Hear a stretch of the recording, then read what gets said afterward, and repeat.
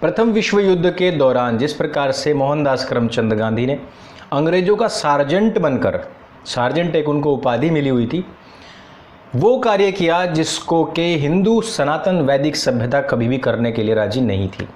वो क्या था? पौराणिक हिंदुओं में सर्वाधिक यह मान्यता थी कि हम कभी भी समुद्र पार करके नहीं जाएंगे। मोहनदास करमचंद गांधी ने अंग्रेजों का दलाल बनकर के हिंदुस्तान से लाखों लोगों को प्रथम विश्व युद्ध में अंग्रेजों की तरफ से लड़ने के लिए पानी के रास्ते से ही भिजवाया था। बहुत से लोगों ने उनको तुरंत ही मरा हुआ मान लिया था, उनको धर्मभ्रष्ट मान लिया था। ये सारी चीज़ें होने के बावजूद भी मोहनदास करमचंद गांधी ने अंग्रेजों का साथ दिया। उनको जो उपाधि मिली, वो उपाधि एक ऐसे ही व्यक्ति को मिल सकती है जो अंग्रेजों का दलाल हो सकता है। पिछले दिनों एक विषय उठा था जिसमें कहा गया था कि आरएसएस के लोग, भाजपा के लोग, हिंदू महासभा के लोग, आर्य समाज के लोग, ये सब लोग तो अंग्रेजों के दलाल थे। आज हम आपको बताएंगे कि अंग्रेजों का असली दलाल कौन था। इतिहास के वो सब पन्ने उठा करके आपके सामने रख देंगे ताकि आप स्वयं अपने विवेक से पता लगा सकें कि कौन दलाल था और कौन देशभक्त था। लंदन के बर्किंघम पैलेस में ब्रिटेन की महारानी या वहाँ के महाराजा से नाइटहुड अर्थात सर की उपाधि लेने की जो प्रक्रिया है वो अत्यंत ही अपमानजनक है। ये उपाधि लेने वाले व्यक्ति को ब्रिटेन के प्रति वफादारी की शपथ लेनी पड़ती है और इसके पश्चात उसे महारानी या महाराजा के सामने सिर झुकाकर एक कुर्सी पर अपना दायां घुटना टिकाना पड़ता है। ठीक इसी समय महारानी या महाराजा उपाधि लेने वाले व्यक्ति की गर्दन के पास में कंधे पर यहाँ पर एक नंगी तलवार से स्पर्श करते हैं। उसके बाद में वहाँ के महारानी या वहाँ के महाराजा उपाधि लेने वाले व्यक्ति को नाइटहुड पदक देते हैं और उसको बधाई देते हैं। यह प्रक्रिया सैकड़ों वर्षों पुरानी है और भारत में जिसको यह उपाधि मिली है वो सभी के सभी सर इस प्रक्रिया से गुजर चुके हैं। ब्रिटेन अपने देश और अपने उपनिवेशों में अपने चाटुकारों को ब्रिटेन के प्रति निष्ठावान बनाने के लिए ऐसी अनेक उपाधियां देता रहा है। नाइटहुड की उपाधि इसमें से सर्वोच्च है। गुलाम भारत में ब्रिटिश शासकों द्वारा देश के अनेक राजा, महाराजा, सेठ, साहूकार, राजनीतिज्ञ, शिक्षाविद आदि ब्रिटेन के प्रति बहुत ही वफादार रहने की शपथ लेने के बाद ही नाइटहुड की उपाधि से सम्मानित किए गए थे। इतिहास बताता है कि ब्रिटिश हुकूमत उसी को नाइटहुड का सर्वोच्च उपाधि प्रदान करती थी जिसे वे अपना वफादार कुत्ता समझते थे, मुखबिर समझते थे। हालांकि औपचारिक रूप से कहा यह जाता है कि व्यक्ति को अपने कार्यक्षेत्र में उल्लेखनीय योगदान देने के लिए ये उपाधि दी गई है, लेकिन उनका कार्य क्या है? इनके तलवे चाटना, उनकी तरफ से वफादारी करना और कुत्ते की तरह उनके सामने पूंछ हिलाना। इसलिए कभी कभी दिखावे के लिए ये लोग कुछ वैज्ञानिकों को, कुछ चिकित्सकों को, कुछ शिक्षाविदों को भी ये उपाधि दे देते हैं। कुछ अपवादों को छोड़कर देश के लगभग सभी राजा, महाराजा, नवाब और सेठ, साहूकार आदि जितने भी रहे हैं वो ब्रिटिश शासकों के तलवे चाटा करते थे। ये रहस्य किसी से छुपा हुआ भी नहीं है, अतः उनको दरकिनार करके आइए जानते हैं कि तत्कालीन राजनीति से जुड़े हुए कुछ ऐसे बड़े नामों को जिन्होंने ब्रिटेन के प्रति वफादार रहने की शपथ लेकर नाइटहुड की उपाधि ब्रिटिश दरबार में घुटने टेक कर कंधे पर तलवार रखवा कर प्राप्त की है। पहला नाम 1890 में भारतीय राष्ट्रीय कांग्रेस के राष्ट्रीय अध्यक्ष फिरोज शाह मेहता बने थे। मेहता जी ने भारतीय स्वतंत्रता की लड़ाई इतने जुझारू तरीके से लड़ी थी कि 1904 में ब्रिटिश शासकों ने उनको नाइटहुड सर की उपाधि से सम्मानित कर दिया था। दूसरा, सन 1900 में नारायण गणेश चंदावरकर भारतीय राष्ट्रीय कांग्रेस का राष्ट्रीय अध्यक्ष बना। वह देश के प्रति कितना वफादार था और अंग्रेजों के प्रति कितना वफादार रहा था, यह इसी बात से स्पष्ट हो जाता है कि कांग्रेस का राष्ट्रीय अध्यक्ष बनने के साल भर के बाद ही अंग्रेजी हुकूमत ने नारायण गणेश को 1901 में ही बॉम्बे हाई कोर्ट का जज बना दिया था।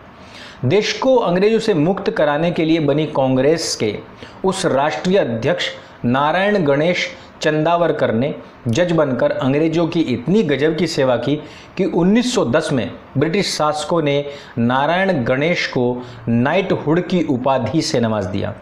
1913 में जज के पद से रिटायर होने के बाद यही चंदावरकर फिर से कांग्रेस का बड़ा नेता बन गया था। तीसरा नाम है 1907 और 1908 में लगातार 2 बार अखिल भारतीय कांग्रेस कमेटी के राष्ट्रीय अध्यक्ष बने रास बिहारी घोष। इनको कांग्रेस के झंडे तले अंग्रेजों के खिलाफ भारतीय स्वतंत्रता की लड़ाई इतनी जोरदारी और ईमानदारी से लड़ी थी इन्होंने कि सन 1915 में ब्रिटिश शासकों ने रास बिहारी घोष को नाइटहुड की उपाधि से सम्मानित कर दिया था। चौथा नाम सन 1897 में अंग्रेज सरकार का एडवोकेट जनरल चेतुर शंकरन नायर कांग्रेस का राष्ट्रीय अध्यक्ष बना था। नायर ने कांग्रेस के झंडे तले ही देश की आज़ादी की लड़ाई इतने भीषण तरीके से लड़ी दोस्तों कि अंग्रेजों ने 1904 में उसको कंपेनियन ऑफ इंडियन एम्पायर की तथा 1912 में नाइटहुड की उपाधि देकर सम्मानित कर दिया था। और साथ ही साथ 1908 में ब्रिटिश सरकार ने उसे मद्रास हाई कोर्ट का जज भी बना दिया था। 1915 में वो उसी पद से रिटायर हुआ था। और दोस्तों आपको भी पता है कि उन लोगों को जज क्यों बनाया जाता था, ताकि वो भगत सिंह, राजगुरु, सुखदेव, बिस्मिल जैसे लोगों को आराम से फांसी दिलवा सके।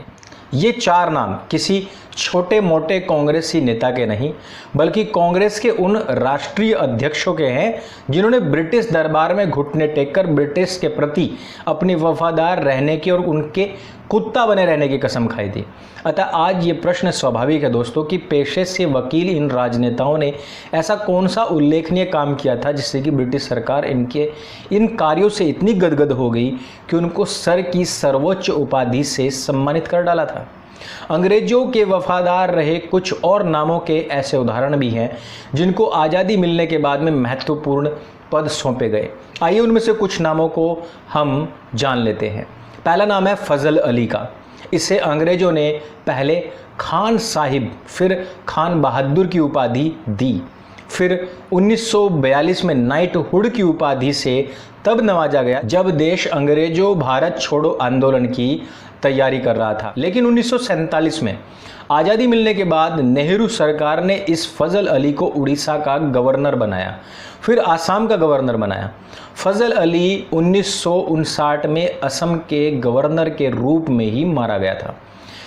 एन गोपाल स्वामी अयंगर नामक एक नौकरशाह की ब्रिटेन के प्रति वफादारी से अंग्रेज हुक्मरान इतने ज़्यादा प्रभावित थे कि उन्होंने 1941 में उसको सर की उपाधि से तो नवाजा ही था, साथ ही साथ Diwan Bahadur, Order of the Indian Empire, Companion of the Order of the Star of India सरीख ही अलग अलग 7 अन्य उपाधियों से भी नवाजा था। 1947 में देश को आज़ादी मिलते ही बनी पहली कांग्रेस सरकार का प्रधानमंत्री जवाहरलाल नेहरू इस गोपाल स्वामी अयंगर पर इतना ज़्यादा मेहरबान था कि उसे बिना विभाग का मंत्री बनाकर अपनी कैबिनेट में जगह दे दी। फिर 1948 से लेकर 1952 तक देश का पहला रेल मंत्री नियुक्त कर दिया। उसके बाद में 1952 में उसे देश के रक्षा मंत्री सरीखा सबसे महत्वपूर्ण पद भी सौंप दिया था। अब आप पूछेंगे कि इसके साथ ही साथ जवाहरलाल नेहरू उसको क्या दिया गया? उसको पूरा का पूरा देश सौंप दिया गया दोस्तों। उसको भले ही किसी प्रकार की उपाधि इस समय पर ना दी गई हो या अगर कोई उपाधि दी भी गई हो तो वो जो हमारे ध्यान से निकल रही हो, लेकिन इस देश को पूरी तरीके से नेहरू की डायनेस्टी को सौंप देना इन सब उपाधियों से भी बड़ा था। कांग्रेस की स्थापना ए.ओ. ह्यूम ने 1857 की क्रांति के विफल होने के बाद में की थी ताकि लोगों का गुस्सा कांग्रेस की राजनीति में फंस कर ही निकलता रहे और वो कभी भी सशस्त्र विरोध ना बनने पाए। और इस बात को भली भांति मोहनदास करमचंद गांधी और जवाहरलाल नेहरू और जितने भी कांग्रेसी थे वो सब के सब जानते थे। इसीलिए डॉक्टर भीमराव अंबेडकर साहब हों या सुभाष चंद्र बाबू हों या फिर अन्य जितने भी क्रांतिकारी नेता रहे हैं। उन्होंने कभी भी कांग्रेस की दासता को स्वीकार नहीं किया और वो हमेशा ही कांग्रेस से अलग बने रहे। इस प्रकार की और भी बहुत सारी ऐसी ऐतिहासिक बातें हैं जो कि आज के युवाओं को जाननी अत्यंत आवश्यक है। समय समय पर ऐसी बहुत सारी और जानकारियां आप लोगों के सामने हम लाते रहेंगे और आपको बताते रहेंगे कि वास्तविक तौर पर अंग्रेजों का असली चाटुकार कौन था, उनका असली वफादार कौन था और उनका असली गुलाम आखिर था तो था कौन। इस वीडियो में सिर्फ इतना ही। इस वीडियो को सर्वाधिक शेयर करें, अपने सभी मित्रों तक पहुंचाएं। मेरे संग बोलिए भारत माता की जय। जय हिंद।